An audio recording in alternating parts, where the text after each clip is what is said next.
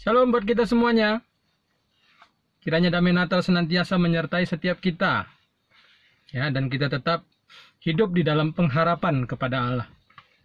Meski situasi sampai sekarang, ya kita masih terus menghadapi COVID-19. Saya tetap ingatkan supaya setiap kita mentaati protokol kesehatan yang sudah dianjurkan oleh pemerintah kita. Hari ini saya rindu untuk menyampaikan satu kebenaran firman Tuhan yang juga berkaitan dengan situasi Natal. Ya, di dalam Lukas 1 ayat 38. Lukas 1 ayat 38. Firman Tuhan mencatat, kata Maria, "Sesungguhnya aku ini adalah hamba Tuhan. Jadilah padaku menurut perkataanmu itu." Lalu malaikat itu meninggalkan dia. Amin. Ini satu pernyataan daripada Maria setelah dikunjungi oleh malaikat, ya. Seorang malaikat yang diutus langsung oleh surga, oleh Allah untuk datang kepada Maria menjelang momen Natal itu akan hadir, menjelang sebelum Yesus itu lahir di bumi. Hari ini saya mengambil satu tema, temanya adalah hamba Tuhan. Karena saya melihat di momen Natal ini pun, Tuhan itu membutuhkan, Allah itu membutuhkan seorang hamba Tuhan. Seorang yang mau menjadi hamba Tuhan. Biarlah setiap kita menjadi hamba Tuhan. Ya, setiap kita kiranya menjadi hamba Tuhan. Hari ini saya akan membukakan kepada kita bagaimanakah seorang hamba Tuhan. Apakah yang harus kita miliki sebagai seorang hamba Tuhan?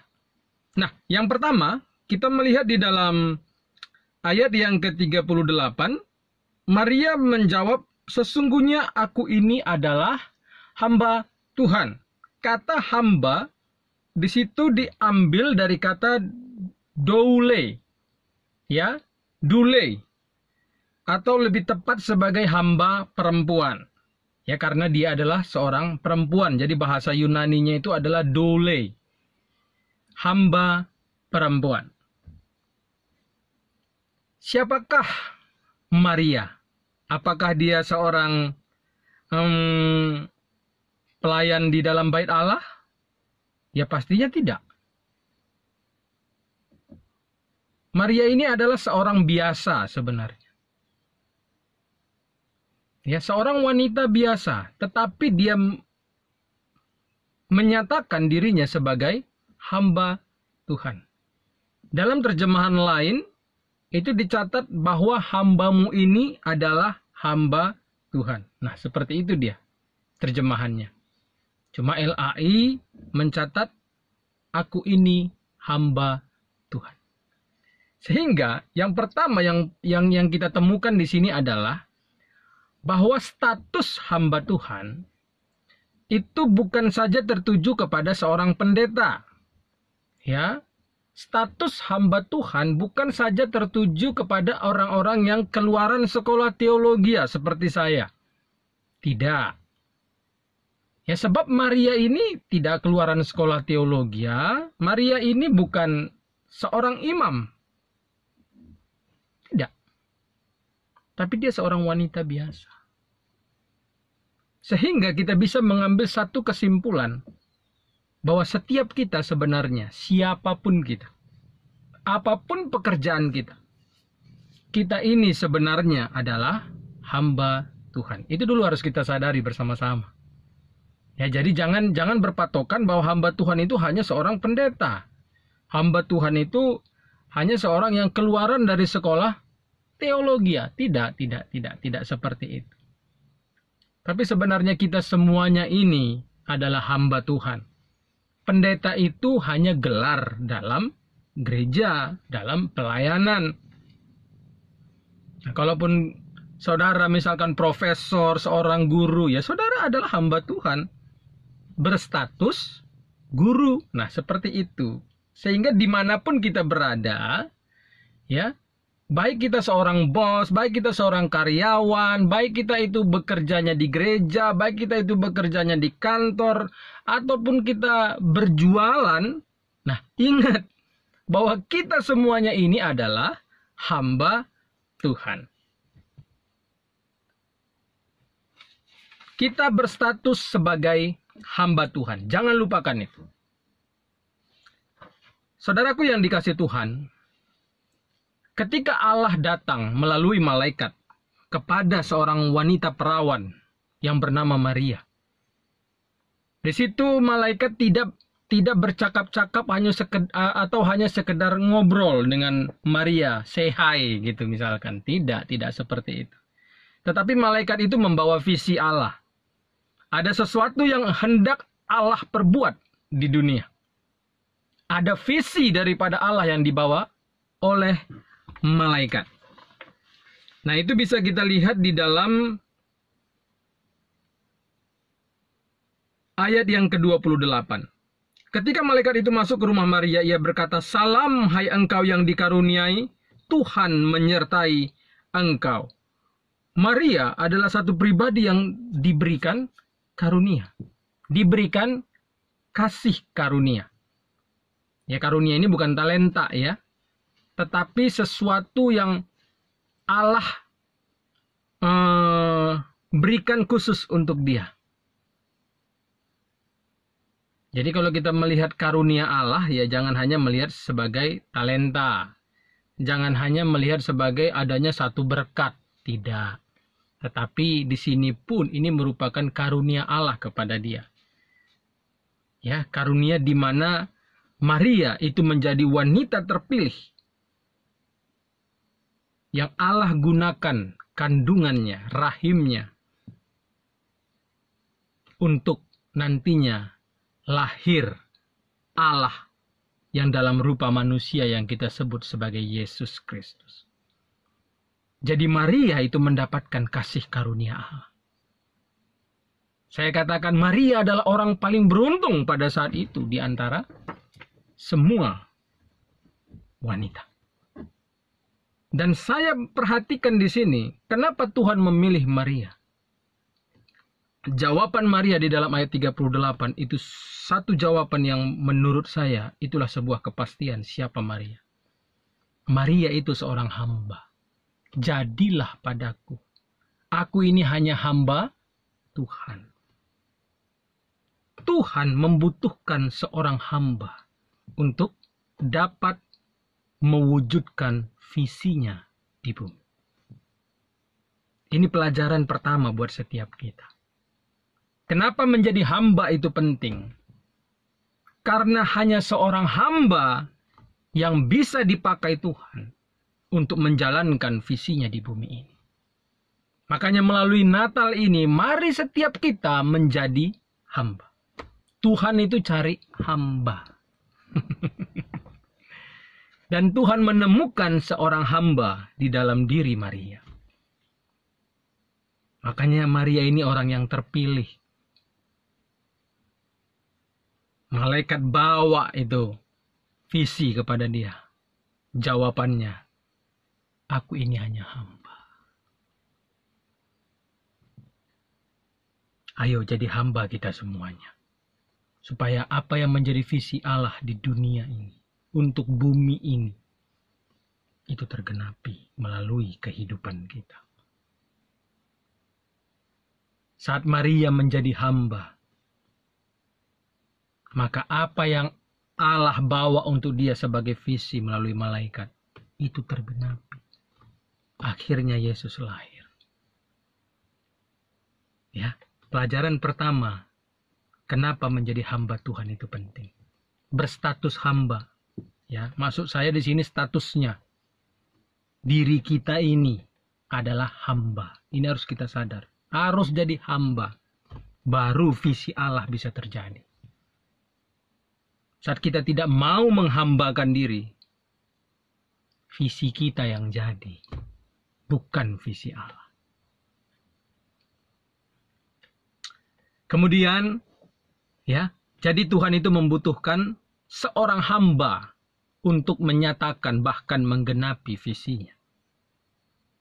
Kemudian ada hal kedua yang menarik di sini. Ya, yang pertama tadi Tuhan butuh hamba. Mari kita jadi hamba supaya visi Allah digenapi. Lalu yang kedua, menarik pernyataan daripada Maria, jadilah padaku menurut perkataanmu itu.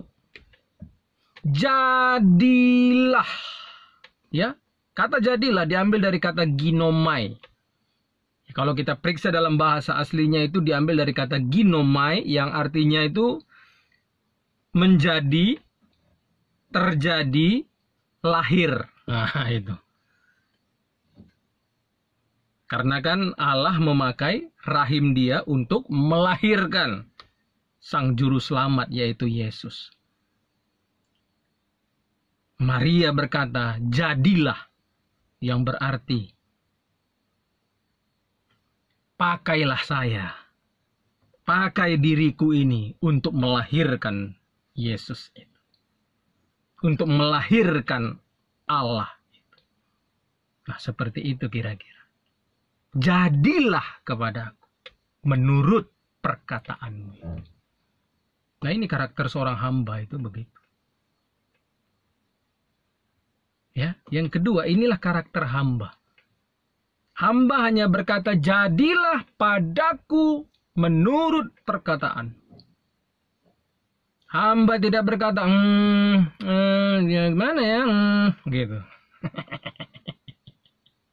Itu bukan hamba kalau begitu.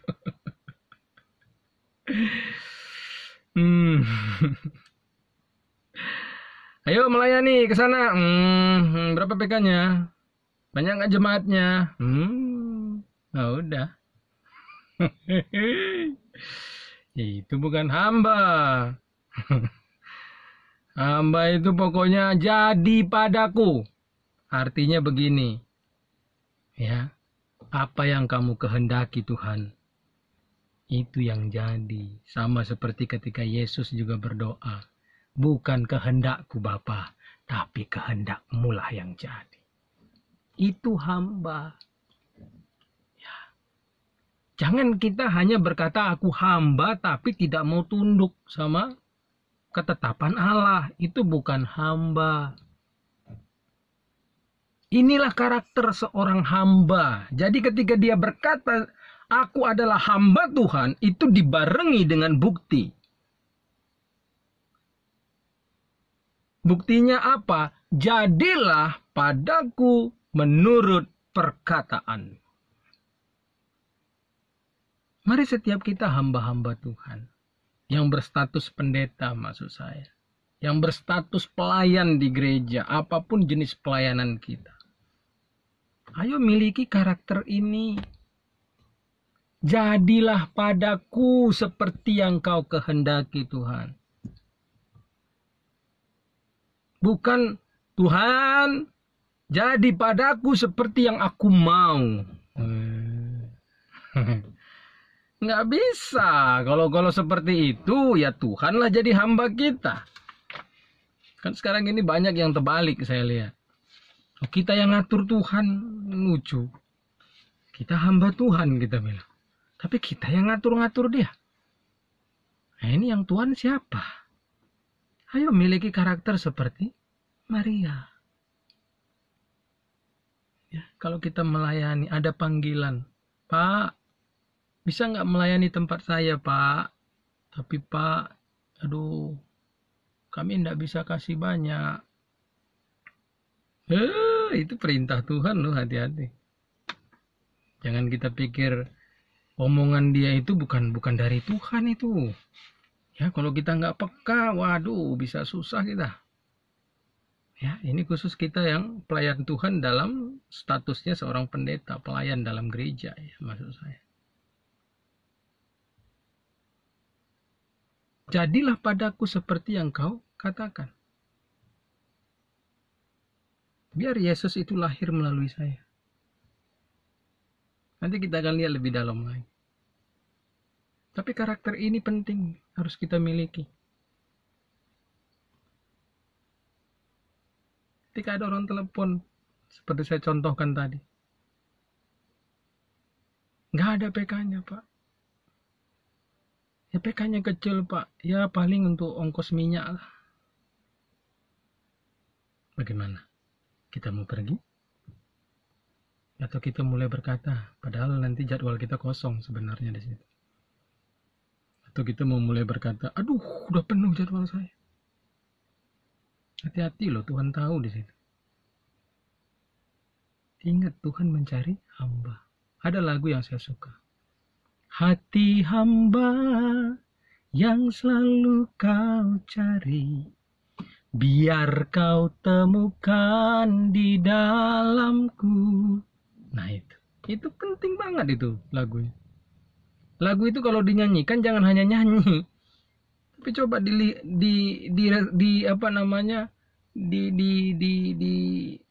dilihat kata-katanya itu, dan itu harus menjadi kehidupan gitu. Hati hamba yang dicari Tuhan, biar itu didapati Tuhan pada kita. Ya, pada saudara-saudara yang melayani di gereja. Jangan karena sudah berada di panggung yang besar. Ya kan, AC-nya, tempatnya pun luas. Lalu tempat-tempat kecil, kita merasa bahwa aduh bukan di situ lagi saya. Waduh, ini repot ini. Jangan sampai kehambaan kita hilang. Ingat, di awal tadi saya sudah katakan, Tuhan mencari seorang hamba supaya apa? Visinya yang jadi. Banyak sebenarnya sekarang itu visinya kita yang kita mau jadikan, bukan visi Allah. Kenapa? Karena kita bukan hamba. Bukan hamba Tuhan. Kalau hamba Tuhan, ya kita harus tahu dong tuannya siapa. Sadar kita siapa Tuhan kita. Nah kalau dia Tuhan kita, ya jadilah kehendak dia. Nggak masa kita yang ngatur-ngatur dia. Ya, ini harus jadi perenungan buat kita. Ayo miliki karakter ini. Saya ingatkan aja kepada setiap kita yang melayani. Jangan sombong, jangan. Ya, jangan kita sombong. Satu pun nggak ada hak kita untuk sombong. Orang hamba kok sombong. Lucu begitu. Hamba kok milih-milih. Hamba kok sungut-sungut dengan apa yang diterima. Itu bukan hamba itu. Itu bos. Hamba kok melayani nuntut A, nuntut B, nuntut C. Itu bukan hamba itu. Bos itu yang begitu. Slogannya saja sebenarnya hamba. Sebenarnya, tapi ya kenyataannya dia bukan seorang hamba. Ayo berubah ya. Jadilah padaku seperti yang kau kehendaki. Seperti yang engkau katakan. Jadi apa? Hidup kita itu menjalankan kehendak dia, hanya itu. Jadi kita tidak punya apa ya istilahnya. Tidak punya tujuan lain dalam hidup gitu. Ya. Kita nggak punya goal apapun selain goalnya dia. Ini hamba Tuhan itu begitu. Jadilah padaku seperti yang kau katakan. Mari ya, setiap kita jadilah seperti Maria. Kita bisa lihat buktinya. Ketika dia berkata, jadilah padaku seperti yang kau katakan. Loh, bukan habis itu sudah gitu. Setelah itu mau terjadi sesuatu pada dia tolak. Enggak seperti itu. Kita bisa lihat di dalam kitab Matius. Dia mengandung dari Roh Kudus.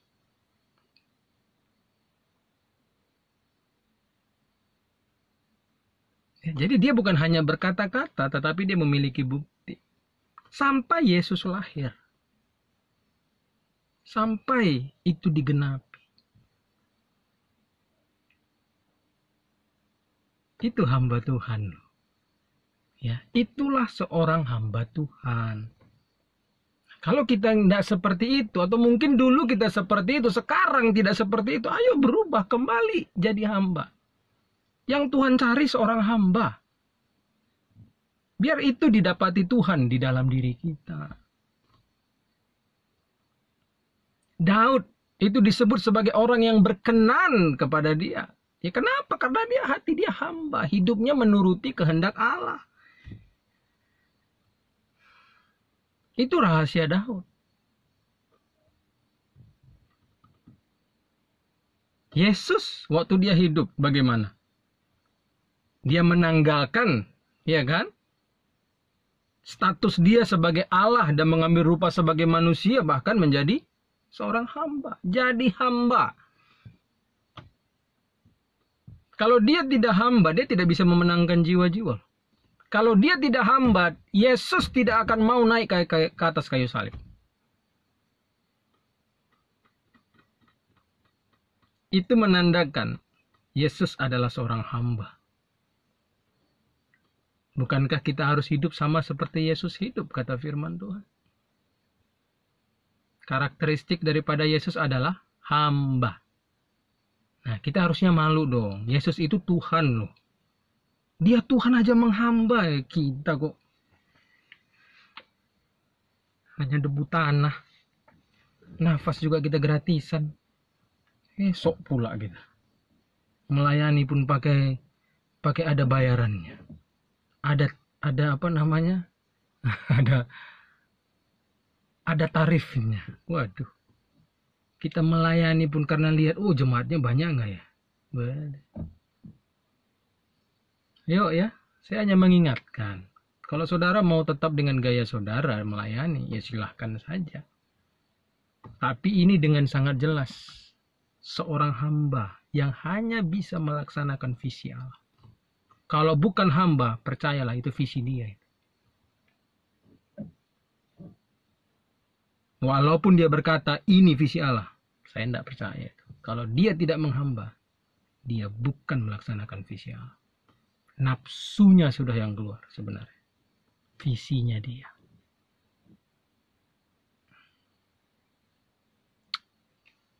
Ya. Lalu yang berikutnya. Itu tadi karakter utama sebenarnya. Karakter utama dari seorang hamba itu harus seperti itu.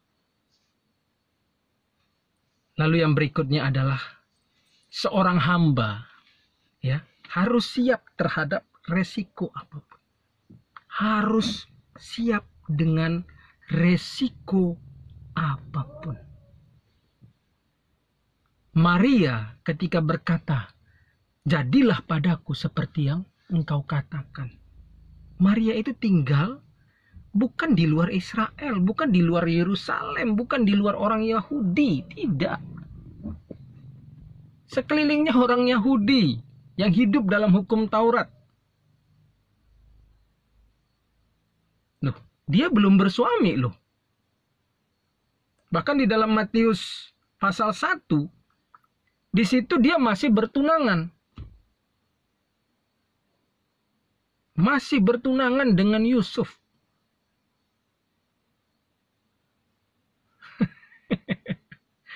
Tapi sebelum bertunangan dia sudah hamil kan? Kan begitu ceritanya. Maria ketika menyatakan dirinya sebagai hamba Tuhan, jadi padaku seperti yang kau katakan, dia sudah siap dengan resikonya. Tahu dia berada di lingkungan Yahudi. Ya namanya wanita hamil, belum menikah kan nanti bisa dianggap sebagai perzinahan. Nah, secara hukum Taurat, namanya orang berzina, itu dirajam batu hukumnya, sampai mati.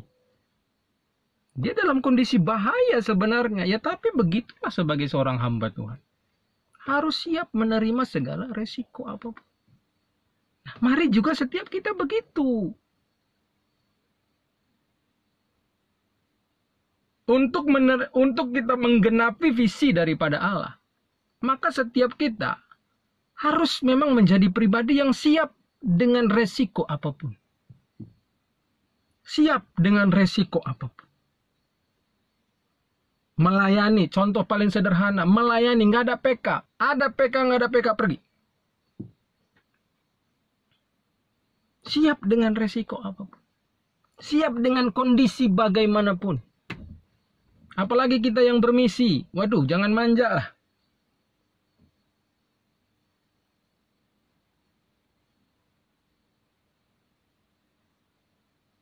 Maria tahu situasi yang dia hadapi. Tahu dia.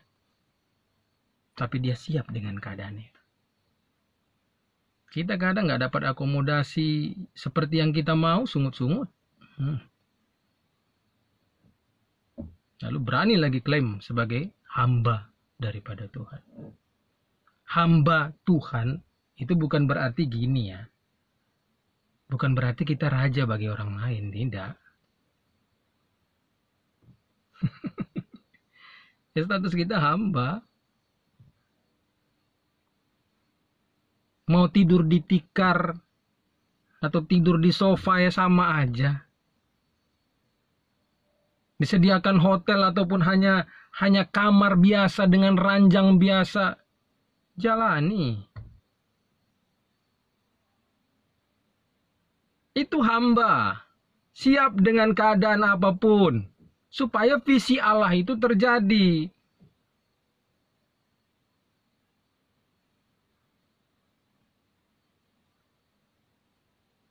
Saya banyak melayani. Ya. Tempatnya jauh. Capek.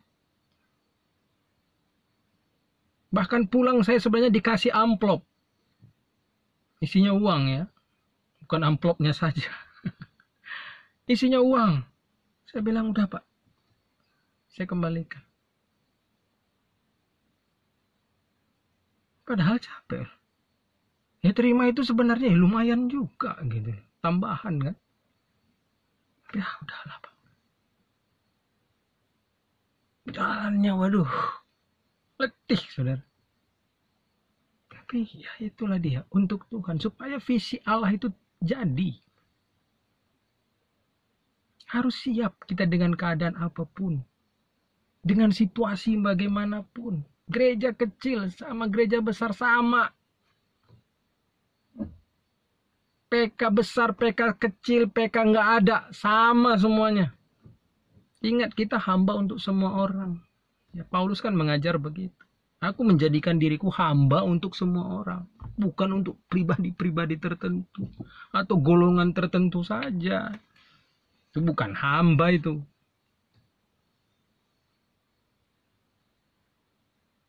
Jadi hamba Tuhan kita harus siap dengan keadaan Allah. Ya, yang berstatus pendeta, pelayan, harus siap. Situasi bagaimanapun di dunia ini yang terjadi, siap. Jangan gini-gini aja, S2 terus, sungut-sungut. Ngomel aja, ngeluh aja. Harus siap. Amin. Ya, jadilah orang Kristen yang dewasa di dalam Tuhan. Jangan kayak anak-anak terus. Anak-anak itu sikit-sikit kena masalah. Nangis. Kita jangan begitu. Ya namanya hamba. Kamu mau ditekan ya jalan aja. Ya kan? Seperti Yusuf lihat itu. Waktu diperlakukan tidak adil. Tuannya sudah dia berlaku begitu bagus terhadap tuannya, menjaga marwah tuannya, tetapi tuan yang jebloskan dia ke dalam penjara. Tanpa Tuhannya memberikan satu keadilan kepada dia. Ya tapi ya itulah hamba.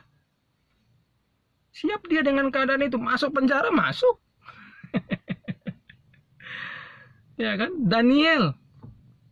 Dia tahu dia akan berhadapan dengan singa kalau dia tidak memanjatkan doanya kepada raja.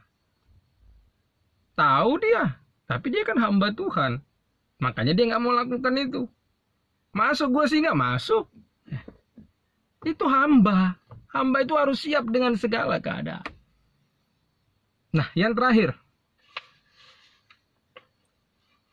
Ketika Allah memberikan visi kepada kita, maka percayalah, Allah pun turut campur tangan di dalamnya. Ya, nanti saudara baca di dalam Matius 1 ayat 18 sampai 25. Ketika Tuhan memberikan visi kepada Maria, ya di mana Maria itu mengandung dari Roh Kudus, mengandung Yesus di dalamnya, maka Allah itu tidak diam, tidak, tetapi dia tetap menjaga Maria. Bahkan di dalam Matius 1 ayat 18 sampai 25, Yusuf itu ada rencana mau tinggalkan Maria.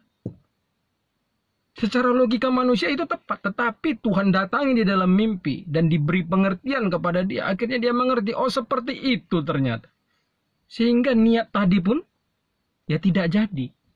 Dia tetap bersama Maria sampai akhirnya Yesus itu lahir dan besar. Sama, ketika Tuhan memberikan kita visi dalam hidup kita. Tuhan akan tolong kita, Tuhan tidak akan tinggal diam. Tidak, karena kita ini hamba dia. Sampai itu terjadi. Kalaupun kita harus mati pada akhirnya seperti Paulus, tetapi apa yang menjadi visi Allah itu pasti terjadi. Paulus begitu banyak mengalami tekanan, begitu banyak mengalami halangan demi halangan. Tetapi tetap Paulus harus ada di Roma. Dan di Roma pun dia tetap menulis surat kepada banyak jemaat. Sehingga visi Allah melalui Paulus itu tetap tergenap. Meski dia harus dihukum pancung. Tuhan tidak akan pernah tinggalkan kita kalau kita ini adalah hambanya. Ya, mari di momen Natal ini kembali kita menjadi seorang hamba. Hamba yang harus kita miliki dalam diri kita. Kiranya firman ini memberkati kita. Sehingga visi Allah dalam hidup ini melalui kita itu tergenapi. Tuhan Yesus memberkati kita semuanya. Jadi hamba ya. Amin.